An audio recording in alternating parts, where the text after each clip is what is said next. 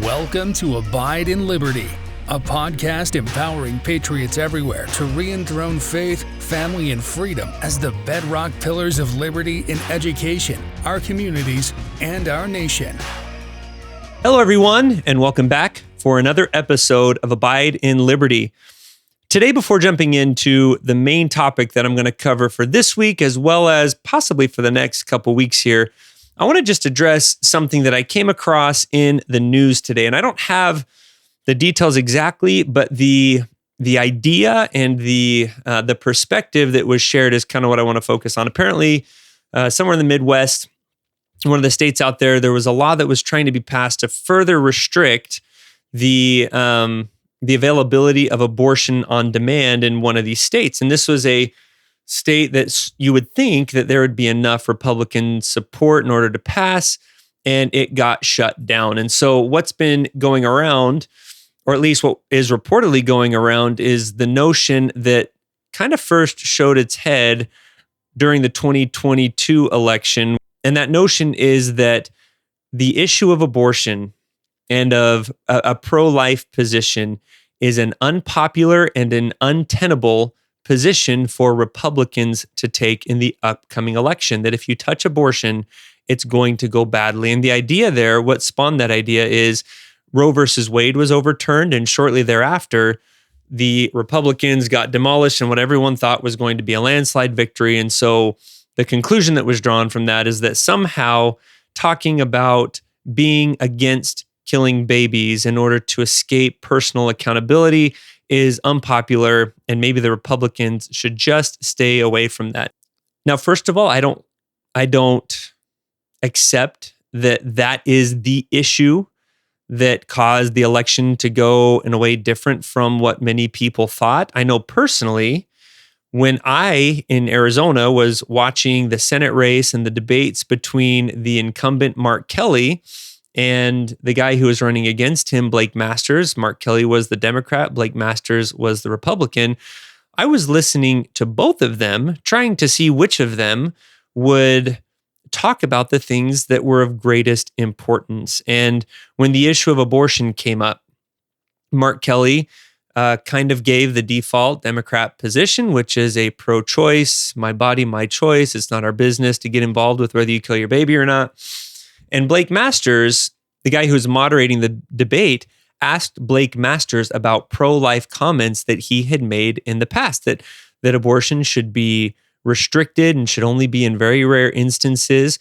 And as I was listening to that, my ears perked up, and I was like, maybe here's a guy that is going to be willing to take a stand, to say what he actually believes, to take a position that killing babies, just because I want to be able to do what I want to do and not have to face the consequences of kind of what the whole Procreative Act is for in the first place, and that's creating life. But no, he was super wishy-washy on his answer and said, well, I may have personal beliefs, but I believe that the law should be what the people say the law should be. So in other words, he didn't have an opinion, didn't state one. And for me, after listening to both of those candidates and both of them being not willing to stand up for what's right and true, either of them, I lost all motivation and all respect for either candidate of either party, and was not really all that excited about casting my vote that election.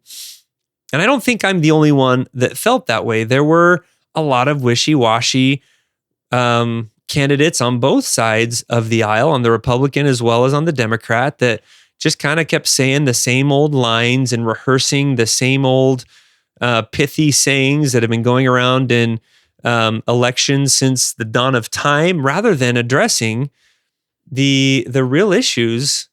Anyways, so I guess enough said on that. But first of all, I don't just accept that the election went the way that it did, because speaking truth and standing up for life is the untouchable and something that you should stay away from. If anything, I think that election shows that the American people are hungry for candidates who are going to stand for something, who are going to stand for what's right, what's true, what's real. And the lack of that does not get us very excited to participate. Now, on the flip side, when you take a look at a place like Florida, that's typically a very purple state, divided right down the line between Republicans and Democrats, they're taking stands against what is wrong. They're taking stands against the notion that boys can become girls and girls can become boys, and that you should, allow those types of transitions to happen in minors. And they're standing against a lot of the poison in the culture that is causing all the problems that we see. They're saying the hard things, and the people are rallying to that. And yes, that does tend to result, and that resulted in a Republican tidal wave. But I don't think it has anything to do with the fact that it's a Republican thing. I think the candidates that were running for those positions of sanity and reality and truth and God, just so happened to be Republicans. But what got people excited was the fact that we had politicians who were standing up for truth, for righteousness, for sanity. And if there had been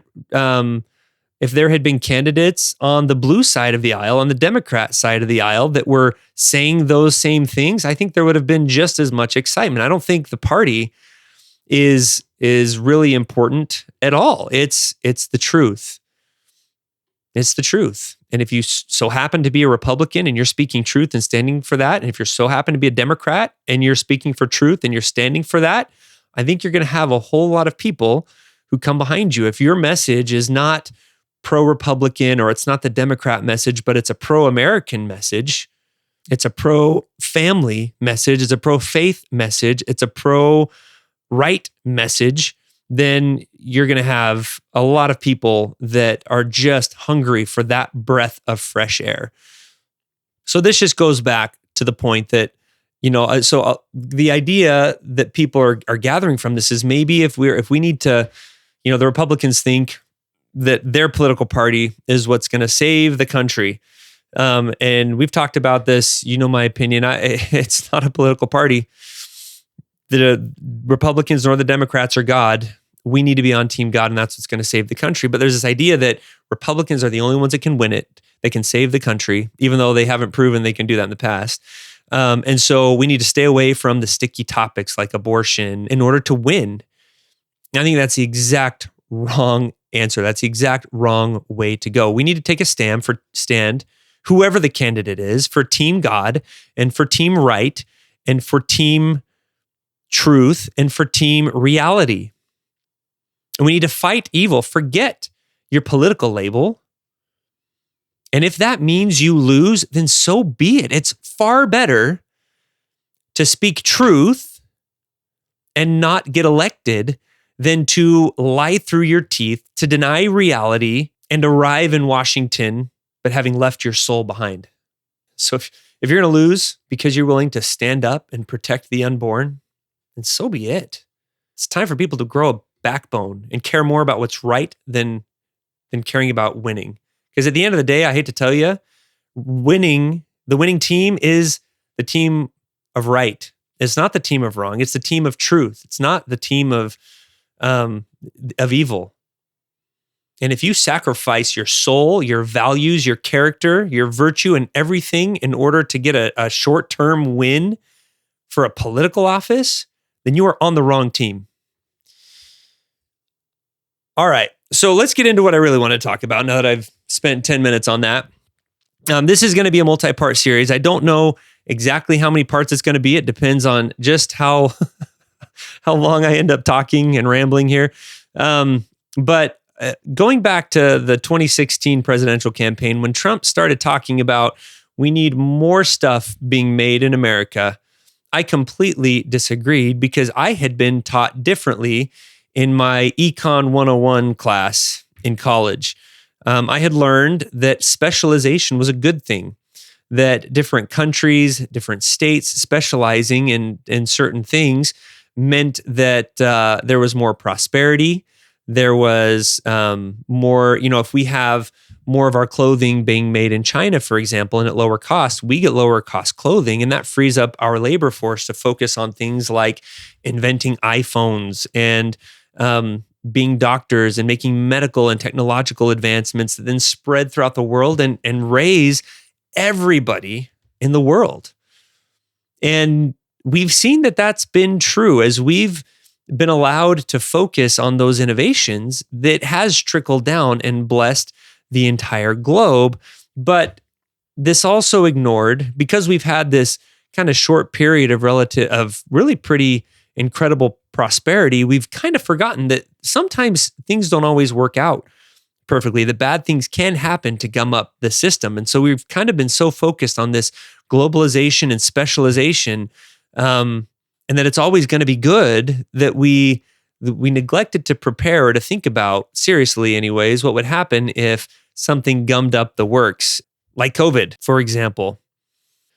So I want to talk about and explain first those economic principles that I learned about, which are true principles, by the way, but then I also want to share what recent experience teaches us about the reality of the world that we live in, and how we need to be a little more selective about the things we choose to outsource individually in our families and as a nation. It doesn't have to be all or nothing. These economic principles that I learned about were good, but there's another principle of moderation that we had forgotten about, but were reminded of during COVID, and that we need to be very careful to not forget about so quickly. So let's talk about how decision-making and specialization work in a free market. So in a free market, each person decides what he or she is going to do with the resources that they have. And resources can be things like land, it can be money, it can be time. Time is a valuable resource and does impact the way that people decide what to produce and how to produce. Now, to really talk about this, though, and to make sense of all this, we have to understand the idea of opportunity cost. So the opportunity cost of making a decision is the value of what you give up when you make that decision. You can't do everything. So when you say yes to something, you have to say no to something else. So the cost of saying yes to option A is what you're giving up by saying no to option B. So a very simple example of this would be you're applying for a bunch of different jobs and you get two job offers. And let's say they're practically identical in every way. Job one is offering you $40,000 a year, and job two is offering you $100,000 per year. So the opportunity cost of accepting job two that's offering $100,000, what you're giving up by saying yes to that $100,000 job is the $40,000 you could get in job one. So the opportunity cost of accepting job two is $40,000. On the flip side, the opportunity cost of accepting job one, so the opportunity cost, what you give up by saying yes to the $40,000 a year job, you're giving up $100,000. So where is your opportunity cost lowest? It's in job two. So you're going to accept the job that offers $100,000. Now that seems very obvious. That's very basic, and you don't have to use all that fancy lingo to know that, well, I'm going to accept $100,000. But this concept of opportunity cost is important in understanding the basics of economics and how people make decisions. Now, in any job decision, as anyone who's done this and has been through this knows, the costs that are at play when you're making a decision like this are not just monetary costs. So let's say instead, this $40,000 job one, is you get to teach children. It's something you've loved doing. That's something I love doing. So that's kind of, this is your dream job, right? But job number two, you kind of have to sacrifice your soul, because to get that job, you're a crack dealer, right? So not only are you in a job where you're destroying other people's lives, your life could be destroyed. You could end up in prison or hurt, or something goes wrong when you tick off the wrong person. And not to mention the fact that you lose your soul and possibly eternal salvation. So that's kind of, there's a lot of other costs then that come into play. So what are the opportunity costs of accepting job number two? What are you giving up by saying yes to the crack dealing job that earns you $100,000 a year? Well, you're giving up a $40,000 stable job. You're possibly also giving up your freedom if you're caught. And there's an emotional, spiritual component and cost here that's really hard to measure. If you're a person of faith, you might see this as, well, I'm giving up the possibility of eternal bliss and happiness and worlds without end. That's too high of a cost, which is why it's no surprise that folks who don't have that kind of moral guidance and background are the ones you typically find doing those kinds of jobs, because the opportunity cost is not nearly so high. So anyways, there's a lot of decisions that go into this. And this idea of opportunity cost is a way that economists use to explain people's behavior. You and I don't sit down and think in terms of opportunity cost, but we weigh the pros and cons and we pick the one that gives us the most benefit for the least cost and the least sacrifice. And that's kind of the idea of opportunity cost. Another example of opportunity cost is if I decide to plant a garden, what am I giving up in time, for example, and what could I do with that time instead? If I'm going to spend an hour a week or an hour a day tending this garden, I'm giving up time that I could spend earning money at my job, if that's an option to me, or on a side gig. I'm giving up possibly time with my family, unless I can coax them out to weed weeds with me. There are still things I'm giving up. What is the value of that thing that I'm giving up in order to plant and maintain that garden? Another example is spending time on video games. What is the opportunity cost of an hour spent on video games, or even hours spent on video games? If we were truly measuring the opportunity cost of that leisure time, we would probably realize it's quite high. Same thing with what's the opportunity cost of saying yes to an addictive substance or to pornography? The developers of these addictive substances, and video games do qualify under that category, they're trying to create these dopamine hits that suppress your desire and your ability to think through the consequences of your actions clearly.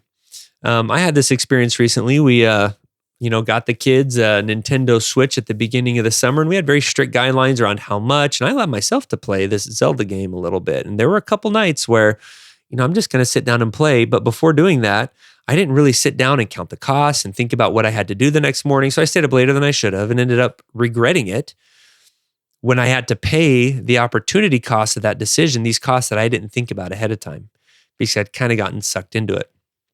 All right, so that's opportunity cost. Hopefully that makes sense. Now, the last thing that we need to talk about in order to really kind of understand what's going on is the idea of comparative advantage. So we're going to look at an example. I had to go back and dust off one of my intro to economics textbook from college to kind of come up with this in a way that will hopefully make sense. You have a farmer who produces two different things. He produces meat and potatoes. Now the farmer, it takes him about 60 minutes to produce 1 ounce of meat. On the other hand, it takes him about 15 minutes to produce an ounce of potatoes. So 60 minutes for an ounce of meat, 15 minutes for an ounce of potatoes. His neighbor, the rancher, though, can produce an ounce of meat in 20 minutes. So about a third of the time that it takes the farmer to produce meat. But he's also really good, or at least better, at planting potatoes and growing potatoes than the farmer is. So it takes the farmer about 15 minutes to produce an ounce of potatoes, but the rancher can produce an ounce of potatoes in just 10 minutes. So 2/3 the time that the farmer does. Now, the rancher in this case has an absolute advantage over the farmer. He is just simply better and faster at producing both of these things. But in a world where time is limited and where the rancher just cannot produce an infinite amount of meat and potatoes all by himself, he has to prioritize and decide. And if we're looking at this simple economy and we want to maximize how much stuff we produce, it doesn't make sense to just have the farmer sit at home all day and do nothing while the rancher works his tail off because he's the fastest at both of these tasks. One of them should focus on one and the other should focus on the other. So how do we determine who should do which? Well, so we have to look at the opportunity cost for each of them. So let's look at the opportunity cost to the farmer and to the rancher of producing 1 ounce of potatoes. So go with me on this. If you need to rewind and listen to this again, I'm going to try and explain this so we don't get too lost in the numbers. But the opportunity cost of the farmer for producing 1 ounce of potatoes. So remember, it takes him 50 minutes to produce an ounce of potatoes. and it takes him 60 minutes to produce an ounce of meat. So when he produces an ounce of potatoes, he's giving up the opportunity to produce meat. And in that 15-minute window, he could produce a quarter ounce of meat because it takes him 60 minutes to produce an entire ounce. So the opportunity cost for him to produce 1 ounce of potatoes is 1/4 ounce of meat. Now let's look at the rancher. The rancher can produce an ounce of meat for 20 minutes that he spends working, and an ounce of potatoes in 10 minutes that he spends on potatoes. So in 10 minutes, if he goes and spends that time on potatoes, in that amount of time, he could have created or raised or produced a 1/2 ounce of meat, because he can produce an ounce of meat every 20 minutes. So his opportunity cost, the opportunity cost of the rancher to produce 1 ounce of potatoes, is a 1/2 ounce of meat, as opposed to the quarter ounce opportunity cost for the farmer. So what that means is the person who has the lowest opportunity cost, the one who is sacrificing the least in order to create that ounce of potatoes, is the one who should be focused on potatoes. So the farmer, no surprise, you probably could have guessed where this was going, is going to focus, he's going to be dedicated to producing potatoes because his opportunity cost is the lowest. Now let's flip it around and look at what is the opportunity cost of the farmer and the rancher to produce an ounce of meat. So the farmer takes 60 minutes to produce an ounce of meat, 15 minutes to produce an ounce of potatoes. So in the 60 minutes that he takes to produce an ounce of meat, he could have produced 4 potatoes. The rancher, on the other hand, in the 20 minutes that he spends producing an ounce of meat, he could have produced 2 potatoes, because it takes him 10 minutes to produce an ounce of potatoes. So the rancher's opportunity cost is 2 potatoes. The farmer's opportunity cost is 4. The one who has the lowest opportunity cost should be producing the meat, and that's the rancher.